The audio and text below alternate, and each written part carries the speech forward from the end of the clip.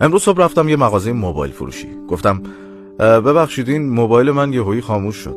مغازه‌دار گفت باشه این نگاهی بهش میندازم. ممکنه تاچ اسکرینش سوخته باشه. اگه سوخته بود عوضش کنم یا نه؟ گفتم بله لطفاً من خیلی بهش احتیاج دارم.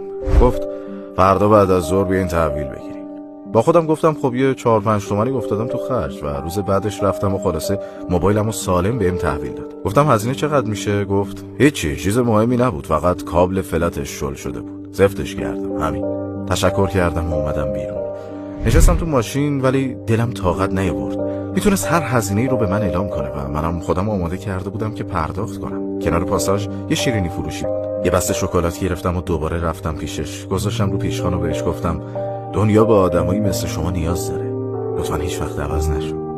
از بالای عینکش یه نگاهی به من انداخت و متوجه موضوع شد. گفت حرف پدرمو بهم زدی که چند وقت پیش مرد.